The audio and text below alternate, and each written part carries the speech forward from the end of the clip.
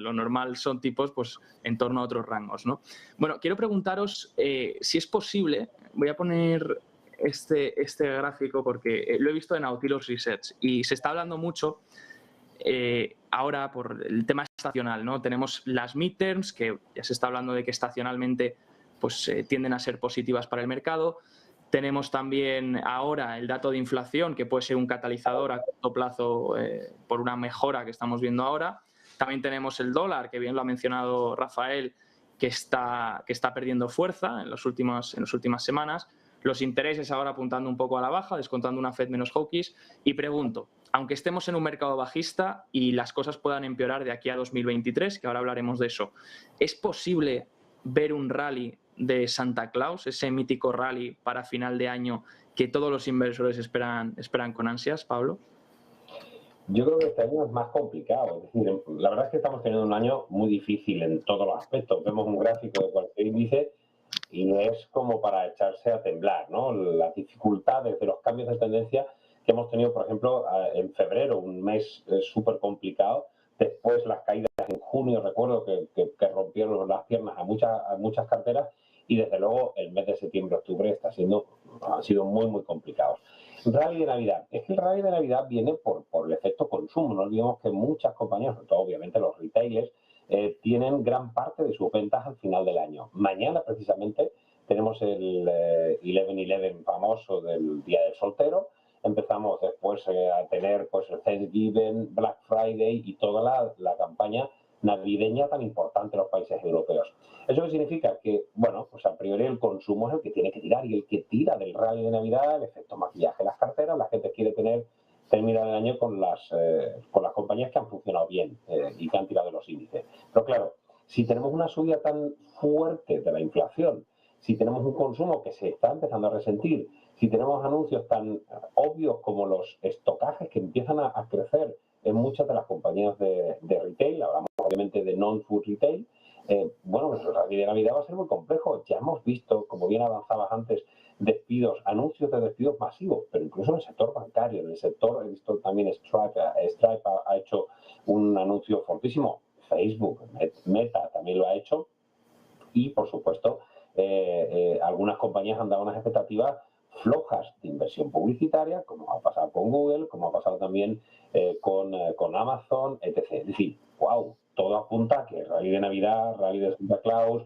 rally por el consumo, desde luego no debería haber, o las expectativas no son demasiado halagüeñas. Y eso, insisto, hago un paréntesis, que hemos tenido unos resultados del tercer trimestre que a nosotros nos han sorprendido de nuevo, y tenemos unas expectativas de recortes. Para justificar unos ratios más normalizados, más tendentes a la media, tendrían que revisar en el año 2023 a la baja las expectativas de beneficios en Europa en torno al 25%.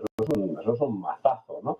Así que, no sé, quizá nos equivoquemos, pero creo que el rally de Navidad, desde luego, no es tan obvio. Este año, insisto, en conclusión, obvio, no ha habido prácticamente nada, salvo la irremisible subida de la inflación, que sigue siendo constante y fuerte, y que solo hemos aplacado con subidas de tipos que van, pues quizá amargarnos un poco ese rally de Navidad. Si antes tienes que pagar una hipoteca, que todos la hemos sufrido, cada vez más alta, los precios de la energía, etc., o el pan, los huevos, la leche, no sé, y a mí se me antoja que va a ser muy complejo ver un rally potente con sobre todo esas compañías, ¿no? Veíamos siempre cómo esperábamos esas ventas, cómo iba el Black Friday o el Cyber Monday también, cómo iban de esos Amazon, o no sé, todo apunta incluso en un Apple, en los colosos, en los grandes, que las ventas se van a resentir. Yo, personalmente, jugar a realidad me costaría.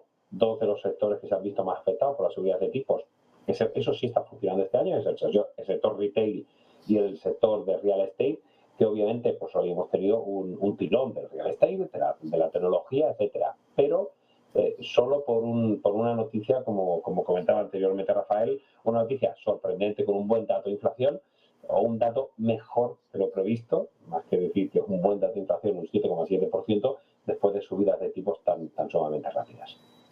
Gracias, Pablo. Rafael, ¿tú cómo lo ves para este posible rally, el que todos los inversores yo creo que se están deseando ya que haya en las bolsas, sobre todo en las acciones? Luego hablaremos de otro tipo de activos. A ver, Yo creo que no debería haberlo. No, que debería haberlo. Es decir, no podemos, a ver, haciendo un símil futbolístico, ¿no? No podemos defender el resultado con 10 defensas y esperar que encima vamos a meter un gol. Es decir, lo que no podemos hacer es que la Reserva Federal enfríe la economía para bajar la inflación y esperemos que la economía se recaliente. Es que no tiene ningún sentido. Entonces, bueno, pues entonces, si se recalienta la economía, entonces deberían subir Jerome Powell no 75, 125 puntos básicos, ¿no? Para que la gente no consuma. Es decir, no podemos, o sea, es absolutamente contraproducente. Otra cosa es los deseos, los sesgos de que todo el mundo quiere, bueno, pues que nadie compre, pero que compren solamente en mi tienda. Es decir, que le vaya bien a Inditex, pero a los demás no. Pero no tiene demasiado sentido. Tenemos que darnos cuenta que estamos hablando de una inflación muy elevada. Unos tipos de interés que empiezan a ser muy altos. En Estados Unidos, afortunadamente para los norteamericanos, ellos trabajan con hipotecas fijas y la gente tiene contratadas hipotecas hace unos años a tipos de un 2, de un 3%. Pero, ¿qué ocurre? Los nuevos propietarios están adquiriendo hipotecas a un 7, un 8%. Tú no le puedes pedir a esa gente que esté pagando un 7, un 8% de hipoteca estas navidades compren a mansalva. Es decir, no tiene demasiado sentido. Si lo tuviera, yo estoy convencido que estas compañías que están ahora mismo despidiendo de una manera salvaje no lo habrían hecho, y estas compañías que están recortando su gasto en campañas de publicidad no lo habrían hecho. Si lo están haciendo es porque de alguna manera tienen que recortar, porque ellos entienden que los resultados no van a ser tan buenos como son. De hecho, muchas compañías ya han dado un guidance de que para este cuatrimestre los datos no van a ser tan buenos. Es decir, no debería darse. Ahora, no es lo mismo que la Reserva Federal suba 50 que 75 puntos básicos. Si sube 75 puntos básicos, desde luego la propensión marginal a ahorrar es muy superior a si es de 50 puntos básicos, porque la gente puede pensar, bueno, pues ya ha pasado lo peor y probablemente no vaya a destruirse tanto empleo como la Reserva Federal quiere, o no vamos a entrar en una crisis y vamos a seguir creciendo, ¿no? Ni siquiera va a ser una recesión técnica, ¿no? Que eso es un poco lo que el mercado quiere. Lo que el mercado está buscando es que en ningún momento caigamos en una recesión, pero todo apunta a que sí deberíamos caer en una recesión a mediados del año que viene. Y lo que no tenemos que olvidar nunca es que Estados Unidos está creciendo a unas tasas muy pobres y tiene una inflación de un 7 y de un 8%. Es decir, la inflación es muy superior al crecimiento del país. Es decir, el diferencial es muy elevado mes a mes.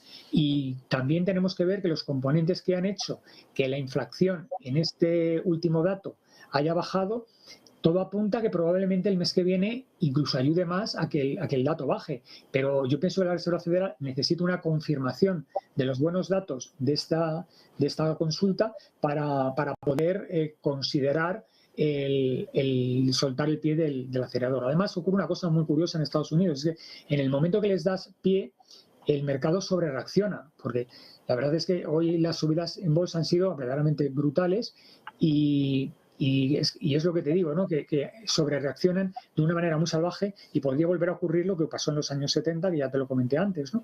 Que luego después viene la mala noticia, Jerome Powell vuelve a apretar y en el momento que apriete, pues nos encontramos con una caída de un 9% en un día. Entonces, estas cosas pasan y hay que estar muy ojo a visor. Entonces, ante un escenario como el que tenemos, yo desde luego sería muy precavido y no echaría las campanas al vuelo.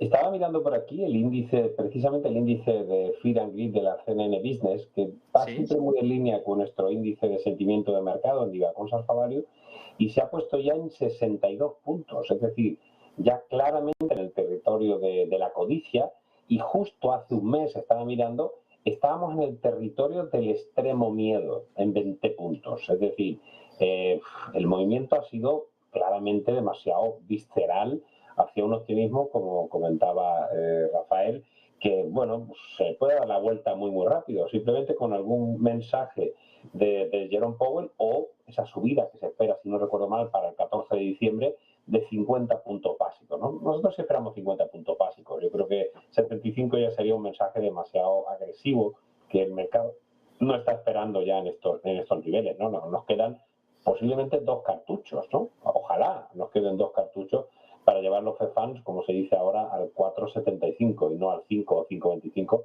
como se preveía. Pero sorprendente cómo el índice de sentimiento de mercado se ha puesto en unos niveles de cierta euforia.